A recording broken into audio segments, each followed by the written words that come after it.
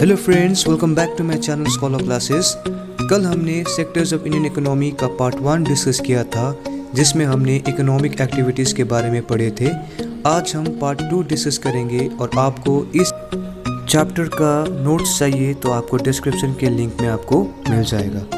और हमेशा की तरह मैं आपको फिर से रिक्वेस्ट करता हूँ कि प्लीज़ वीडियो को अंत तक देखिएगा और इसे लाइक, शेयर और सब्सक्राइब भी ज़रूर कीजिएगा। तो बच्चों, ये 3 सेक्टर्स यानी प्राइमरी सेक्टर, सेकेंडरी सेक्टर और टर्शियरी सेक्टर आपस में कैसे इंटरडिपेंडेंट है, आज हम वो पढ़ेंगे। अगर खेत में गन्ना का खेती हो रहा है और उसी गन्ने से आपको शुगर बनाना है तो कैसे बनाएंगे? आप उस गन्ने को शुगर मिल या तो इंडस्ट्रीज़ में भेजेंगे ट्रांसपोर्ट की मदद से और वो फाइनली कस्टमर्स तक पहुंच जाता है। ये 3 सेक्टर्स आपस में इंटरडिपेंडेंट है और एक को प्रॉफिट होगा तो दूसरे को भी ज़रूर प्रॉफिट होगा, और अगर एक को लॉस हुआ तो दूसरे को भी लॉस होगा। दैट मीन्स एक सेक्टर का डेवलपमेंट के लिए दूसरा सेक्टर का एस्टैब्लिश होना बहुत ही ज़रूरी है। ओके बच्चों, अब हम देखते हैं कि इन 3 सेक्टर्स को कैसे कंपेयर किया जाता है।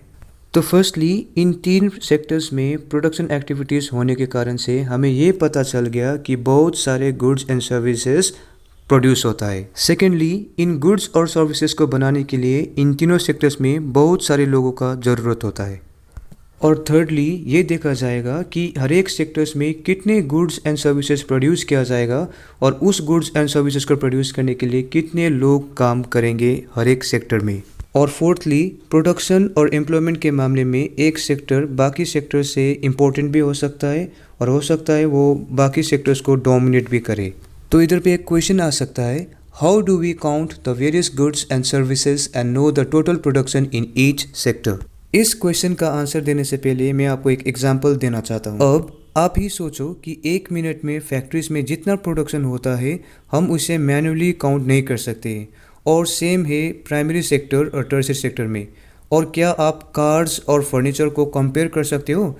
इन दोनों का फीचर्स अलग अलग होता है और इसका वैल्यू भी अलग अलग होता है। तो हर एक सेक्टर में कितना गुड्स और सर्विसेज प्रोड्यूस हुआ और कितना टोटल प्रोडक्शन हुआ, ये जानने के लिए इकोनॉमिस्ट ने इस प्रॉब्लम का सॉल्यूशन दिया है।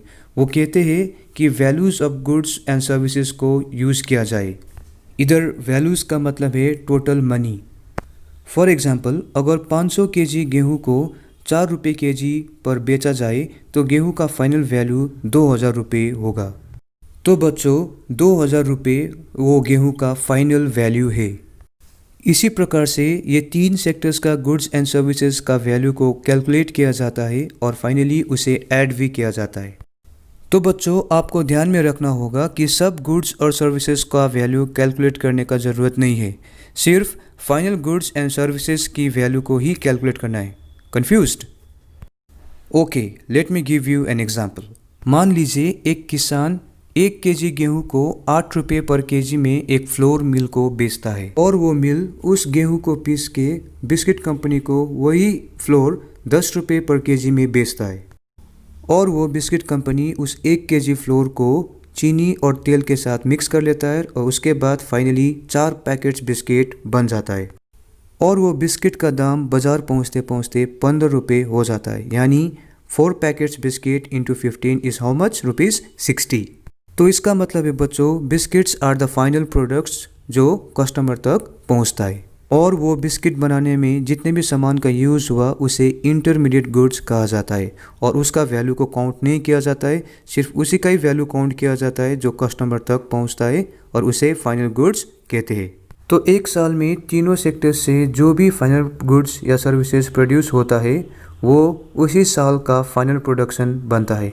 जैसे प्राइमरी सेक्टर से, प्राइमरी सेक्टर से मान लीजिए एक साल यानी 2020 में से जो फाइनल वैल्यू निकला हुआ था आपका 5 लाख, 5 लाख का वैल्यू निकला। तो उसी तरीके से सेकेंडरी सेक्टर से फाइनल वैल्यू 2020 का कितना हुआ? 10 लाख हुआ। उसी तरीके से टर्शियरी सेक्टर में 2020 का फाइनल वैल्यू कितना आया? 15 लाख आया। तो इन तीनों का जो सेक्टर्स का जो टोटल आउटपुट होगा वो कितना होगा आपका? 30 लाख होगा।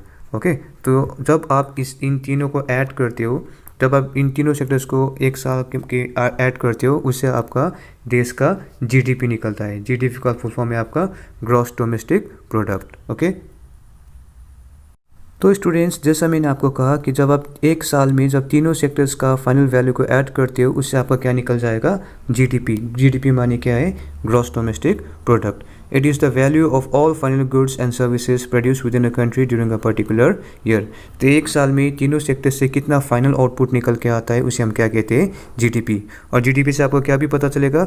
जीडीपी से आपको ये पता चलेगा कि देश का इकोनॉमी कितना बड़ा या कितना छोटा है। ओके, तो देश का इकोनॉमी कितना बड़ा, देश कितना धनी है, देश कितना गरीब है, आपको किससे पता चलेगा? देश का जीडीपी से पता चलेगा।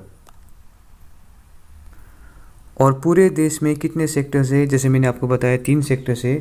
उन सेक्टर्स को मेज़र करने में सबसे बड़ा योगदान किसका है? आपका सेंट्रल गवर्नमेंट मिनिस्ट्री का योगदान है। तो जीडीपी को मेज़र करने में सेंट्रल गवर्नमेंट मिनिस्ट्री का बहुत बड़ा योगदान है। और ये सेंट्रल गवर्नमेंट, स्टेट गवर्नमेंट और लोकल सेल्फ गवर्नमेंट की मदद से और भी देश में जितने भी सेक्टर्स है उनका फाइनल वैल्यू को क्या करते हैं? ये मेज़र करते हैं। और फाइनली देश का जीडीपी निकल के सामने आ जाता है। तो फ्रेंड्स, पार्ट 2 का डिस्कशन यहाँ पे ख़त्म होता है। अगर आपको वीडियो अच्छा लगे तो लाइक, शेयर और सब्सक्राइब जरूर कर दीजिएगा। Thank you.